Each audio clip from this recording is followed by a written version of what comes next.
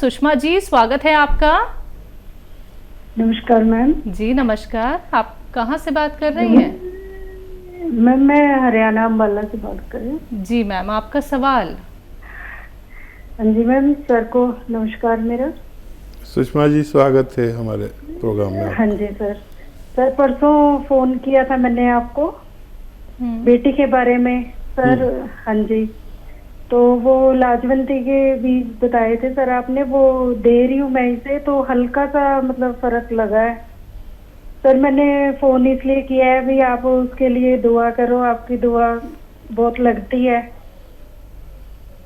जी बहुत बहुत धन्यवाद। और फ़ायदा भी शुरू हो गया सुषमा जी, 2 दिन में आपको फ़ायदा भी शुरू हो गया। भगवान की आप पर बहुत मेहरबानी है, और जिन पर भगवान की मेहरबानी होती है वो लोग इस लायक होते हैं कि उनसे दुआ के लिए कहा जाए। तो मैं आपसे प्रार्थना करता हूं कि मेरे लिए भगवान से प्रार्थना करें कि मैं आपकी सेवा और ज़्यादा कर सकूं।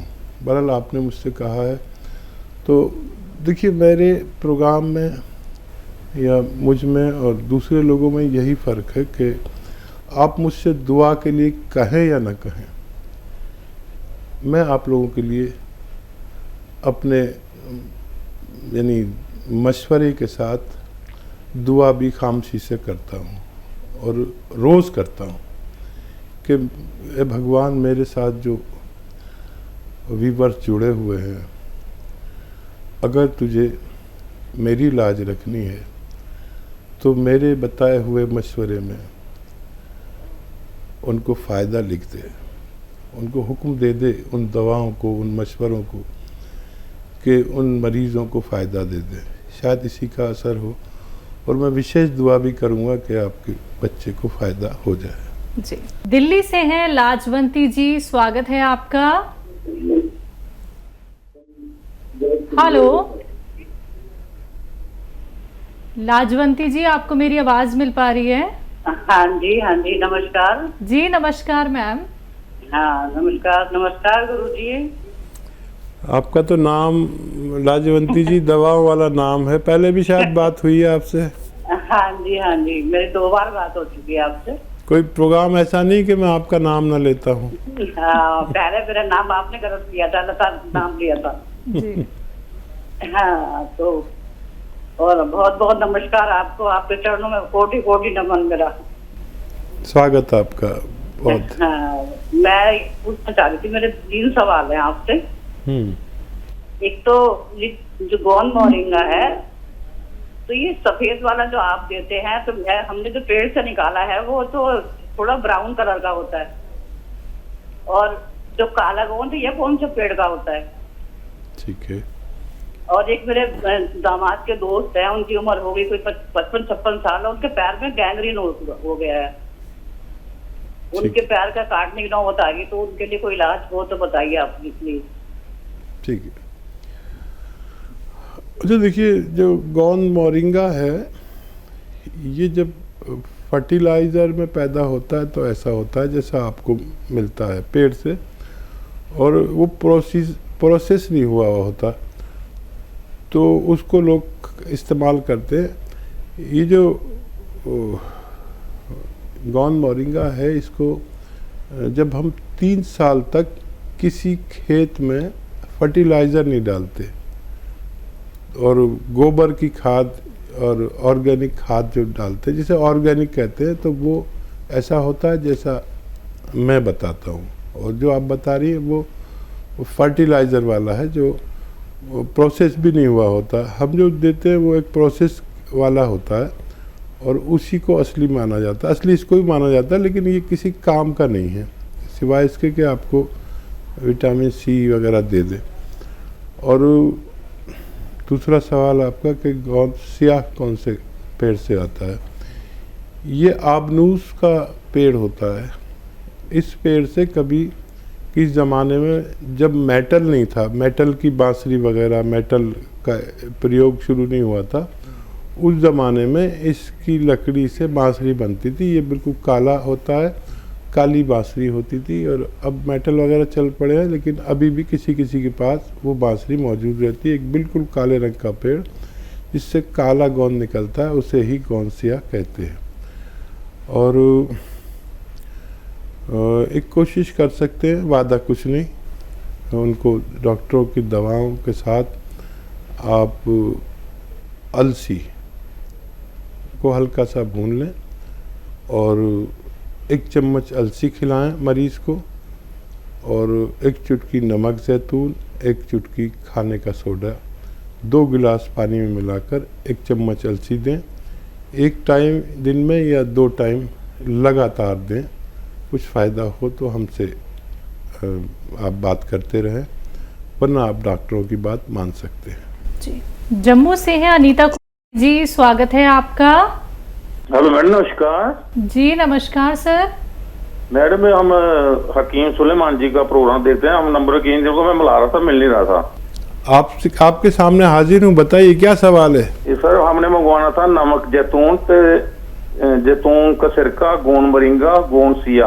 आप हेल्पलाइन नंबर पर बात करें, दूसरा जो नंबर आ रहा है उस पर। किसी रोग के बारे में अगर आपको कोई सवाल करना है तो हम आपके सामने हाजिर हैं, कोई भी सवाल कर सकते हैं।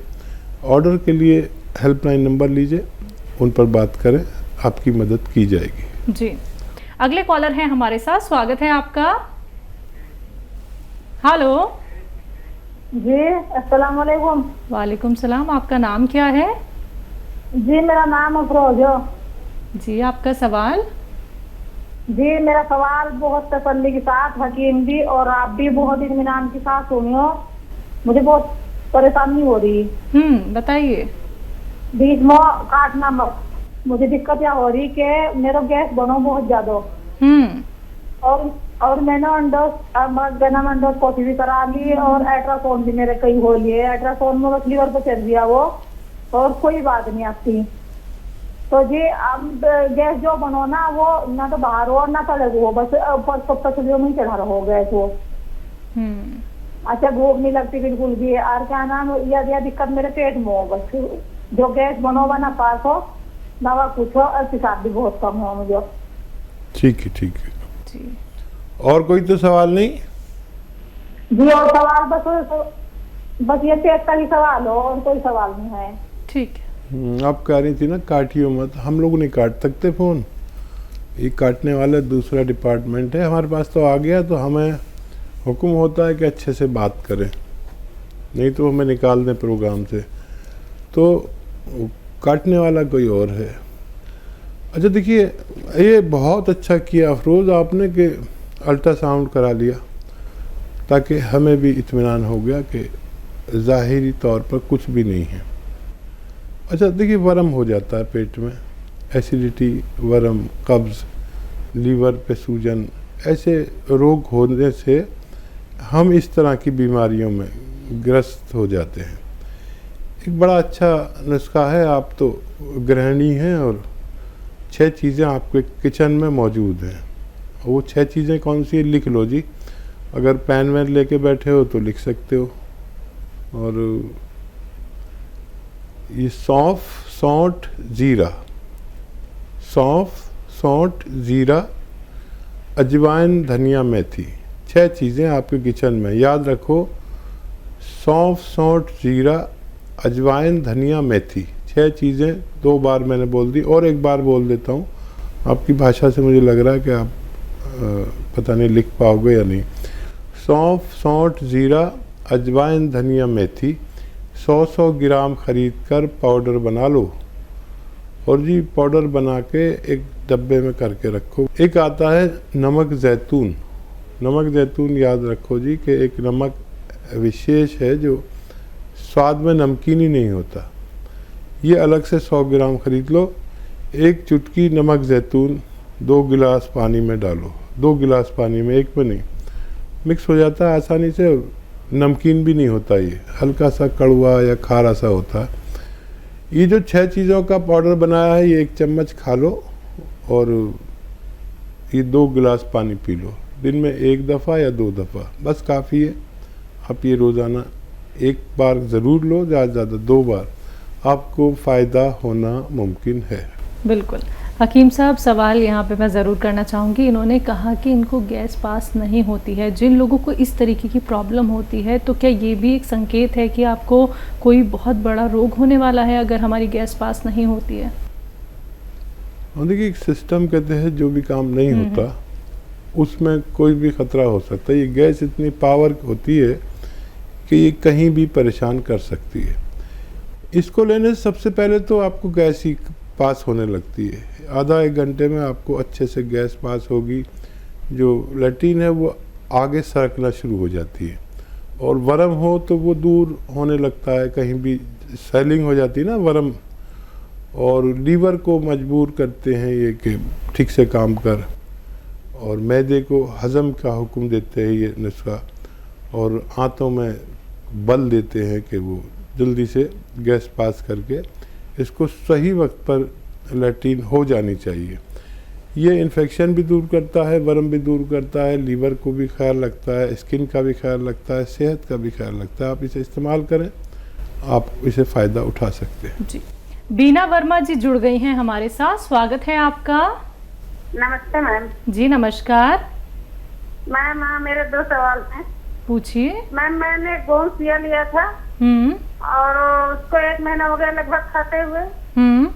तो मैम वो अलसी के साथ मैं ले रही हूँ। मेरे पैर सुबह बहुत टाइट हो जाते हैं, चलना मुश्किल हो जाता है, पैर मुड़ते नहीं हैं।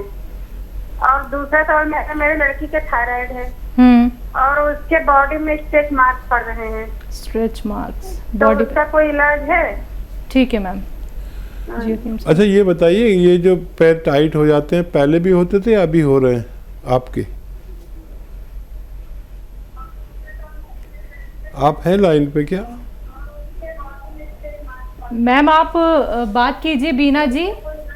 जी जी जी। मैम ये बताइए कि आपके पैर पहले भी टाइट रहते थे या अभी हुए हैं? नहीं डॉक्टर भैया, मेरे 4-6 साल से हो रहा है ऐसा। अब मेरे पैरों में दिक्कत ये है कि अगर मैं 10 मिनट खड़ी हो गई तो मेरे पैर ये टाइट हो जाते हैं, और चलते रहते तो चलते रहते ठीक है, अगर खड़े हो गए तो टाइट हो जाते, तो इसमें दर्द बहुत होती है। अगर किचन में 5-6 रोटियां मैंने सेक ली खड़े होके तो ये पैर टाइट हो जाते हैं। अच्छा, दर्द की दवा आप खाते थे वो छोड़ दी आपने? अभी खाते हैं? नहीं खाते हैं सर, अभी खा रहे हैं। कितनी बार खाते हैं, पहले की तरह या कम हो गई कुछ? नहीं, दोनों टाइम खाते हैं, वही अलसी के साथ 1 ग्राम। नहीं, दर्द की दवा, इंग्लिश दवा जो खाते थे। दर्द की दवा नहीं लेते कोई। ठीक है। अच्छा देखिए, फ़ायदा तो है, अगर दर्द की दवा इंग्लिश छूट गई है तो फ़ायदा तो है। इसमें 3-4 महीने भी लग सकते हैं, और ये खिंचाव आता है तो ये दवा से ही आता है। ये अच्छा काम करना शुरू कर दिया है, माना कि 1 महीना हो गया, लेकिन अभी 2 महीने की दवा और है आपके पास।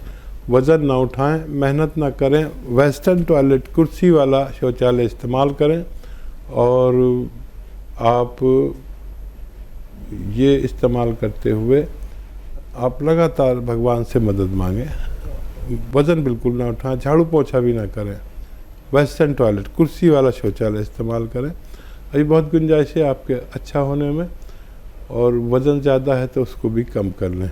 जिनको वो निशानात आ गए हैं उनके लिए आप अलसी और इसको हल्का सा भून कर, अलसी को 1 चम्मच अलसी और 1 चुटकी नमक ज़ैतून के पानी के साथ रोज़ाना 1 बार लिया करें, उनको फ़ायदा होना मुमकिन है।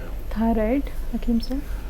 अगर थायराइड भी है तो 1 चम्मच धनिया, आधा चम्मच अलसी और 1 चुटकी नमक ज़ैतून लगातार दिन में 2 बार सुबह निहार मुँह और रात को सोते वक्त दें, तो उनके भी दोनों रोगों में फ़ायदा होना मुमकिन है। लेकिन जल्दी मत करना, 7-8 महीने भी लग सकते हैं।